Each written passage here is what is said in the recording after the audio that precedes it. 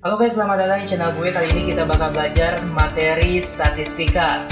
Tapi sebelum lanjut ke materi, gue hitung 1-3 untuk kalian menekan tombol like and subscribe.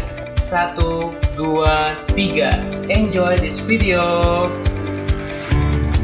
Halo semuanya, assalamualaikum warahmatullahi wabarakatuh. Teguh Amar di sini.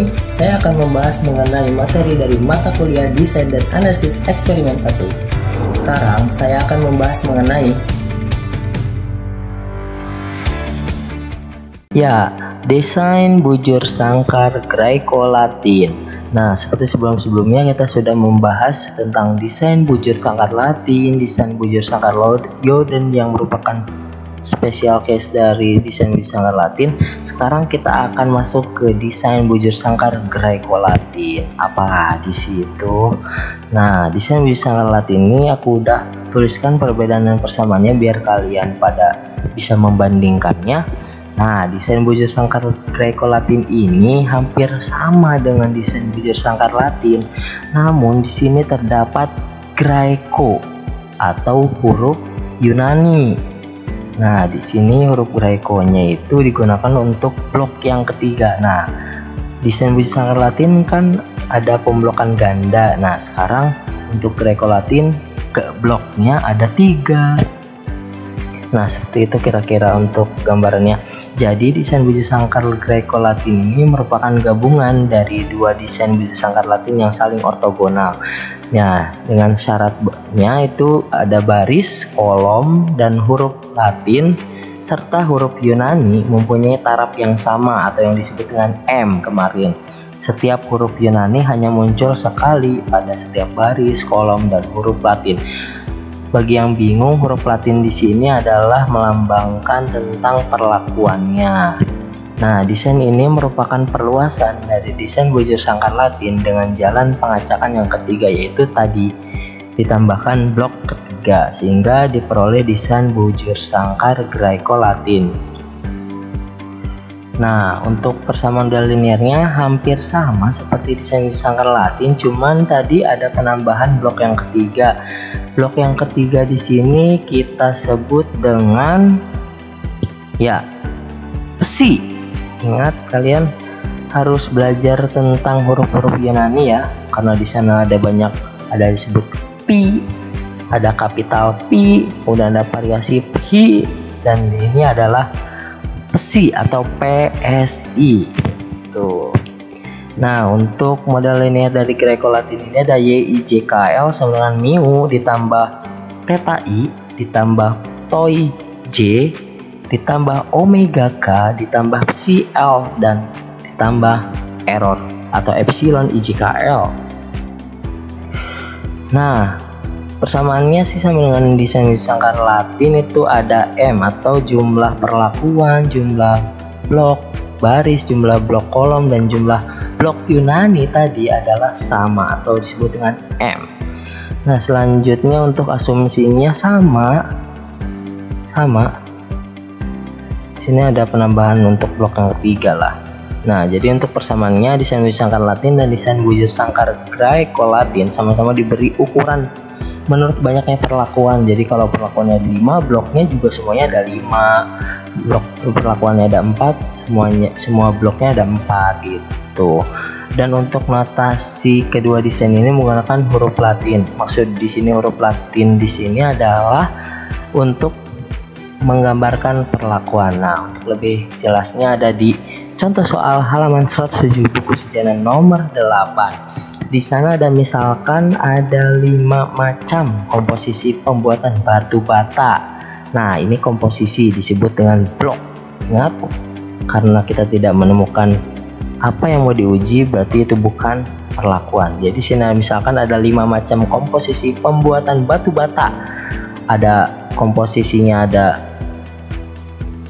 alfa, beta, gamma, delta, dan di sini pas variasi epsilon. Ini sebagai perlambangan saja. Dan untuk menggunakan bahan yang disimpan dalam 5 kotak dan dikerjakan dalam 5 hari. Nah, hasilnya diuji menggunakan 5 buah mesin penguji. Nah, ini perlakuannya. Ada mesin A, mesin B, mesin C, dan mesin D, dan mesin E. Nah, di sana kita diminta untuk menyusun desain bujur sangkar Greco-Latin dan jelaskan dengan kata-kata. Oke, bisa dilihat di sini atau bisa dibaca.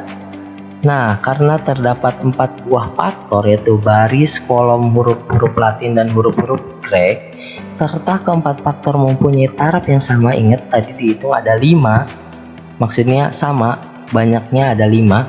Kemudian setiap perlakuan hanya muncul sekali di setiap baris, kolom, dan huruf Grek, sehingga kita akan menggunakan DBGL atau desain bujur sangkar Greco-Latin. Oke, ini adalah susunan desainnya.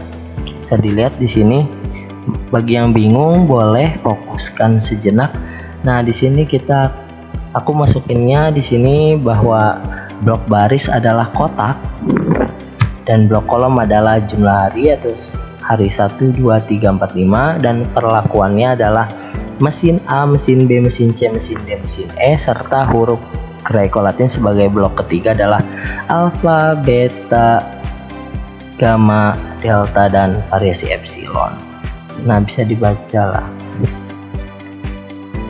Nah, untuk pengacakannya sendiri itu sama seperti desain bujur sangkar Latin, namun terdapat tambahan pengacakan yaitu terhadap huruf Greknya atau huruf Yunaninya. Jadi untuk yang pertama sama, tempatkan perlakuan pada arah diagonal secara acak, kemudian acak huruf Grek terlebih dahulu dengan aturan pemasangan suatu huruf Latin dengan huruf Grek hanya terjadi sekali. Oke, jadi kalau misalkan A dengan alfa itu hanya muncul sekali, jadi jangan di sini A alfa, di sini A alfa juga, jadi jangan. Oke, untuk yang ketiga itu acaklah penempatan baris, dan yang terakhir acaklah penempatan kolom. Untuk lebih jelasnya bisa dilihat di sini.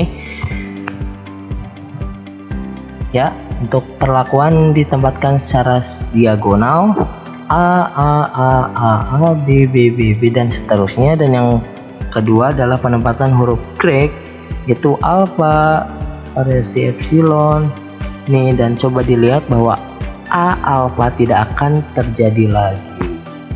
Oke, untuk selanjutnya sama seperti yang kemarin, penempatan baris di sini untuk baris 1 diacak didapatkan seperti ini, dan untuk penempatan kolom, untuk kolom 1 diacak didapatkan hasil seperti ini. Itu untuk pengacakan ya. Dan untuk soal yang kedua adalah diminta untuk menuliskan modelnya. Sama tadi seperti yang telah dijelaskan bahwa modelnya adalah YIJKL sama dengan mu tambah theta I ditambah tau J ditambah omega K ditambah CL tambah epsilon IJKL, dengan I sama dengan 5, J sama dengan 5, K sama dengan 5, dan L sama dengan 5. Oke, untuk asumsinya sama seperti ini. Kita langsung masuk saja, dan ini adalah datanya. Bisa dilihat dengan hipotesis yang sama seperti kemarin. Dengan hipotesis nolnya adalah to A sama dengan to B sama dengan to C dan seterusnya sama dengan 0, artinya tidak terdapat perbedaan perlakuan jenis mesin terhadap respon. Dan untuk H1-nya adalah paling tidak ada satu to J di sini, to K harusnya ya tidak sama dengan 0, yang artinya terdapat perbedaan pengaruh antara 5 jenis mesin tersebut terhadap respon. Untuk taraf signifikansinya sebesar 5%, dan statistik uji yang digunakan adalah uji F pada ANAFA. Nah, ini datanya, dan untuk tabel ANAFA-nya bisa dilihat di buku Sujana sama seperti ini. Nah, kita langsung masuk ke penggunaan simulasi R. Nah, seperti pada simulasi-simulasi sebelumnya, saya menggunakan input data ke bawah. Oke, di sini ada blok baris, kolom, Grek sebagai tambahan sebagai blok 3, dan ke bawahnya sama. Oke, untuk blok baris di sini ada baris 1, 2, 3, 4, 5 karena ke bawah, yaitu kotak 1, kotak 2, kotak 3, kotak 4, kotak 5, dan seterusnya. Dan untuk blok kolom di sini ada 1, 1, 1, 1, 1 karena kita inputnya ke bawah, jadi hari Sabtu, hari Sabtu, hari Sabtu, hari Sabtu, hari Sabtu. Dan untuk blok Grek atau Yunani adalah 1, 2, 3, 4, 5. Kenapa? Karena di sini ada alfa, beta, gamma,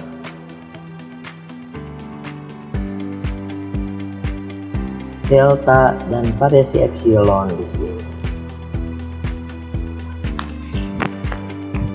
Nah, dan seterusnya dilihat bahwa di sini kenapa mulainya 34 5 1 2, karena di sini ada gamma sebagai 3, kemudian delta ada 4, variasi epsilon 5, dan kembali lagi alfa 1, beta 2. Oke, dan seterusnya kalian bisa coba sendiri.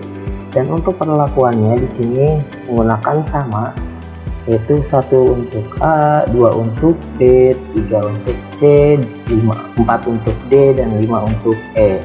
Sehingga inputnya adalah 1, 2, 3, 4, 5. Kemudian dilanjut lagi oleh 2, 3, 4, 5, 1. Dan responnya ingat inputnya ke bawah, sehingga 20, 18, 23, 16, dan seterusnya sampai 26. Kita cek apakah sampai 26, dan ternyata sampai 26. Ingat, jangan sampai lupa, karena kalau ada perbedaan panjang pasti akan error. Oke, selanjutnya setelah input data, kalian sama menggunakan sintaks R membuat data frame. Data frame di sini sama seperti desain bujur sangkar Latin, hanya saja tadi penambahan blok ketiga yaitu Grek sebagai faktor. Jadi di sini ada faktornya, faktor baris, kolom, Grek, dan perlakuan. Sementara respon adalah respon. Setelah berhasil dibuat, kita akan mengujinya dengan tabel ANAVA. Tabel ANAVA seperti pada biasanya menggunakan sintaks AOP. Di sini respon dipengaruhi baris ditambah kolom ditambah Grek ditambah perlakuan dengan datanya adalah data. Oke, jika ingin mengetahui outputnya, silahkan ketik summary hasil data ANAVA. Kita coba simulasikan.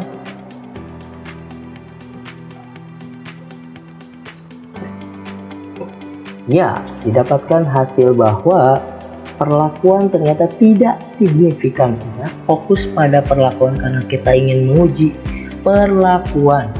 Oke, sini dapatkan p-value sebesar 0,381 atau lebih besar daripada alfa sebesar 5%, sehingga H0 diterima, yang artinya tidak terdapat perbedaan pengaruh antara 5 perlakuan terhadap respon. Oke, kita lihat untuk pengerjaan manualnya, ternyata hasilnya bisa dibandingkan, ternyata sama. Oke, jangan lupa latihan karena akan sedikit membingungkan kesananya, jadi tenang saja, harus banyak latihan dan terus semangat jaga kesehatan. Oke, cukup sekian untuk materi desain bujur sangkar Greco-Latin. Terima kasih telah menonton video saya dan semangat. Gimana guys, paham belum? Untuk materi selanjutnya bakal gue upload minggu depan. See you.